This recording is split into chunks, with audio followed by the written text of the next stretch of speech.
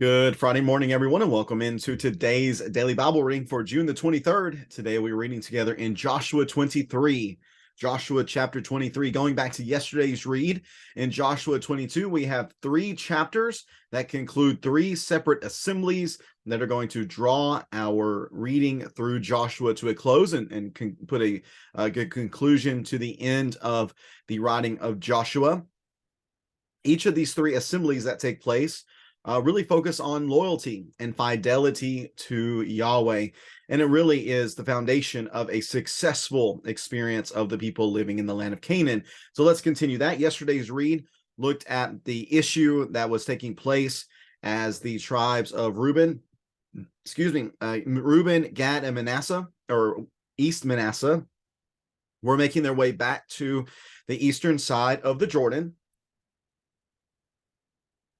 And on the way, they built a very large, very ornate altar that was supposedly a replica of the altar of Yahweh at the place where he would place his name, which was wherever the tabernacle was, or in the temple later on.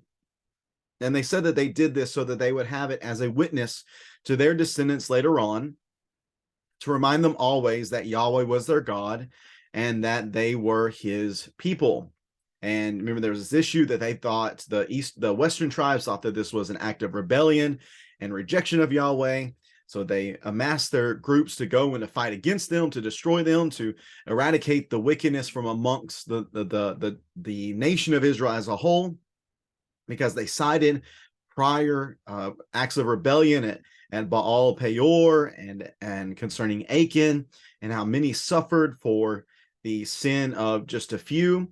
And they learned from that. They said, we can't allow this to happen again. So let's go take care of these rebels. But come to find out that they were not rebelling. It was a witness. So that issue was thankfully resolved peacefully. But yet it called an assembly, and the issue was faithfulness to Yahweh. Well, now we're going to have in chapters 23 and 24 two more times where he summons Israel, or Joshua summons Israel together. He does so here in chapter 23.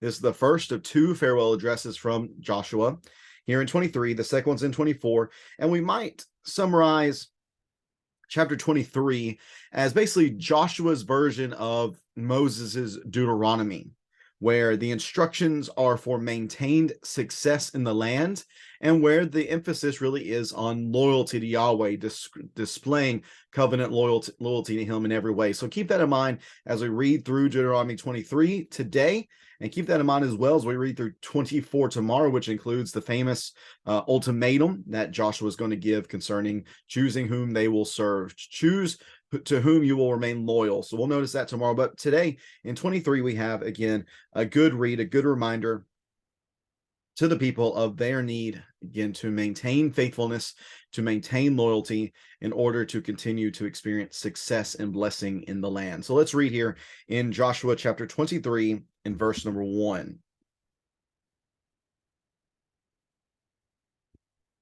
Joshua 23 in verse number 1. A long time after Yahweh had given rest from all the enemies around them, Joshua was old, advanced in age. So Joshua summoned all Israel, including its elders, leaders, judges, and officers, and said to them, I am old, advanced in age, and you have seen for yourself everything that Yahweh your God did to all these nations on your account, because it was Yahweh your God who was fighting for you.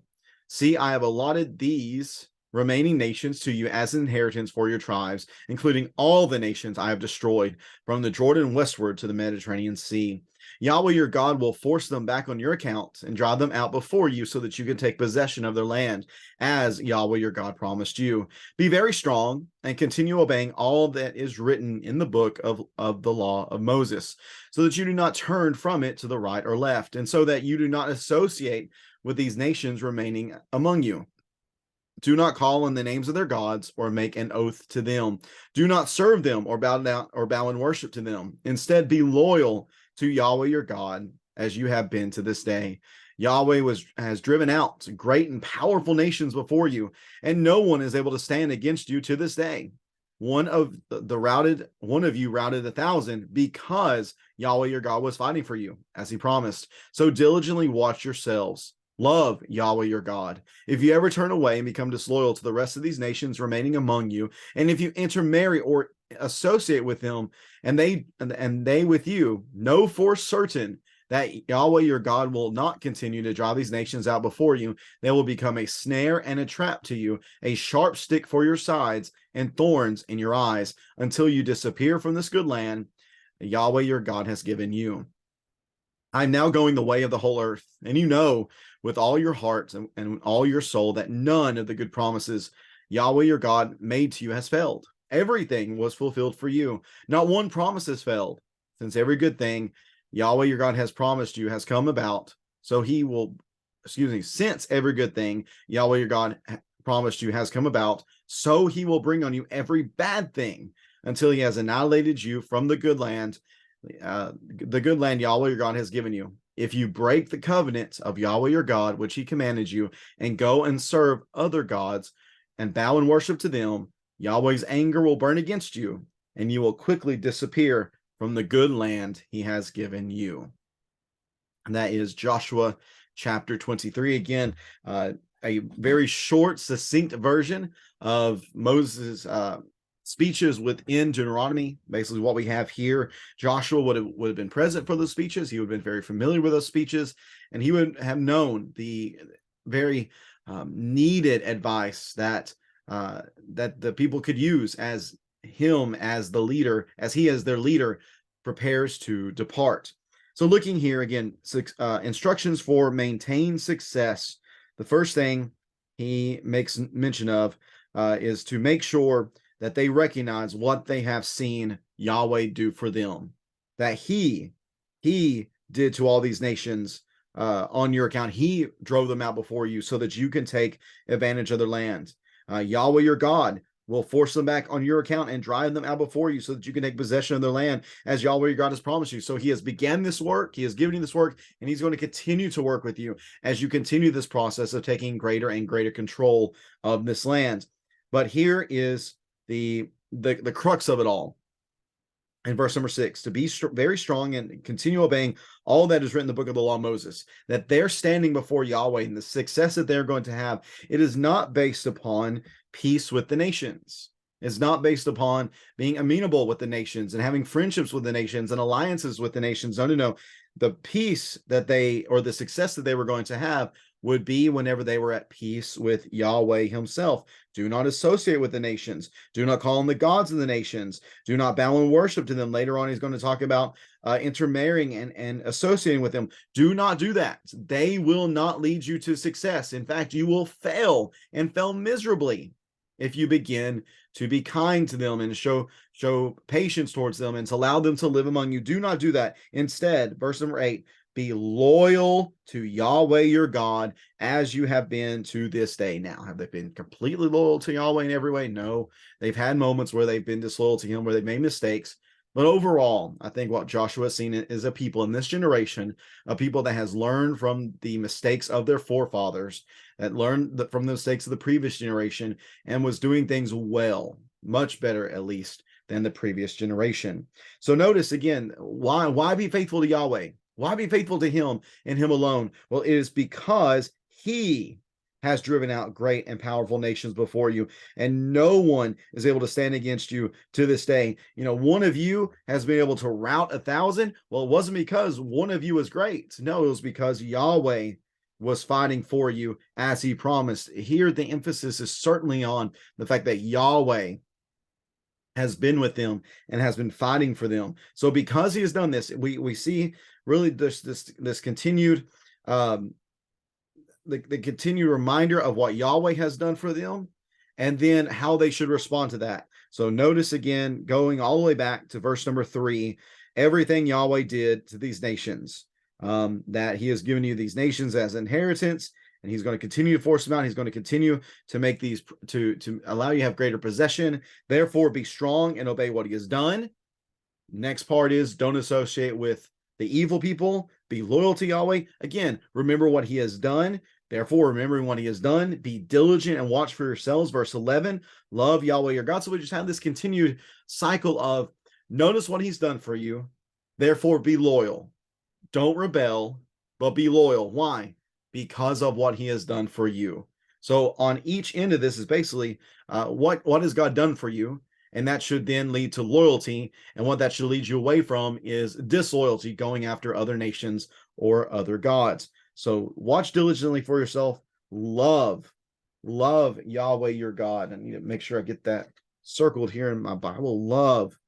Love Yahweh your God. But if you do ever turn away from him, and if you become loyal to the rest of the nations, if you intermarry, if you associate with them, then know for certain that your God will not continue to drive these nations out before you. They will become a snare and a trap for you, a sharp stick for your sides, and thorns in your eyes. Until when? Until you have basically disappeared from this land, until you disappear from this land. Remember, that was one of the things that was said a number of times within Deuteronomy, is just as the land vomited out the pagans because of their evil and the power of God, so the land will also vomit you out if you become evil like the pagans themselves.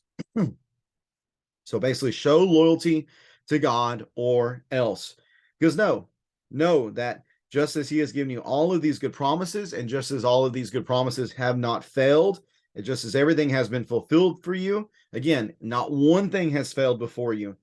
With all of this being the case, with this being the evidence, basically stating that Yahweh keeps his word, that if he has kept his word to you to bless you as you do well, then know his word is just as certain that if you do not do well, meaning if you do not show loyalty, if you do not show faithfulness to him, then every bad thing he will bring on you until you are annihilated from this good land and Yahweh your God that he has given you. And if you break the covenant of Yahweh, which he commanded you, and you go and serve other gods and bow down to them, then Yahweh's anger will burn against you, and you will quickly disappear from this good land he has given you. So within this, we see, again, one of the main themes of Deuteronomy, the covenant blessings and the covenant curses. Show loyalty to God, show faithfulness to God, experience blessings.